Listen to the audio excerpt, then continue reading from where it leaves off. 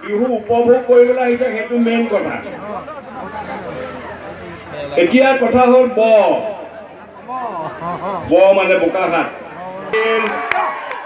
আচলতে ইমান দিনে বিয়া পাতিব লাগিছিল, আচলতে ইমান দিনে ল'ৰা ছোৱালী হ'ব লাগিছিল, আচলতে এতিয়াও যৌৱন ভাতি দিয়া নাই, চুলিকেইডাল পকিলেও চকু পাহাৰ কমিলেও মন পাৱাৰ কমা নাই, মন পাৱাৰ কমা নাই মোৰ।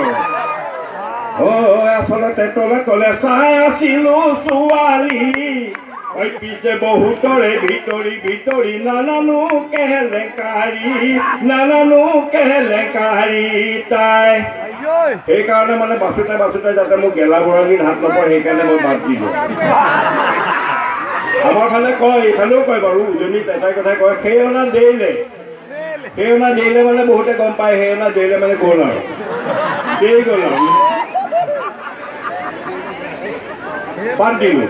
বহুতৰ খেলি মেলি থাকে, ইয়াত নাই। কিন্তু ইয়াত এটা বস্তু থাকিব পাৰে, ইফালৰ পৰা মাৰি আছে এনেকে মাৰি আছে, এইফালে পলাই আছে, এইফালে পঢ়িছে, সেইফালে এনেকে চাইছে, সেইফালে চাই এইফালে এনেকে দিছে।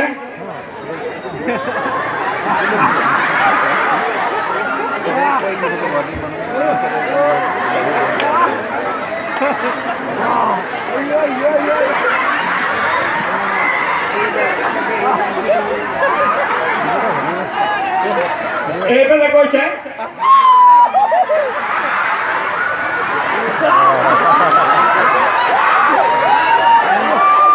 কৈছে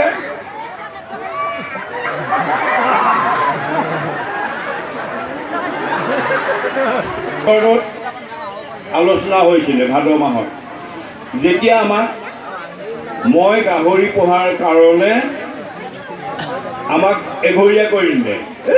ৰামৰ ল'ৰাই গাহৰি পুহিছে, ফাৰ্ম খুলিছে বোলে, হয়তো এঘৰীয়া কৰি দিয়ে, আমাক এঘৰীয়া কৰি দিলে দাও বাপেকে।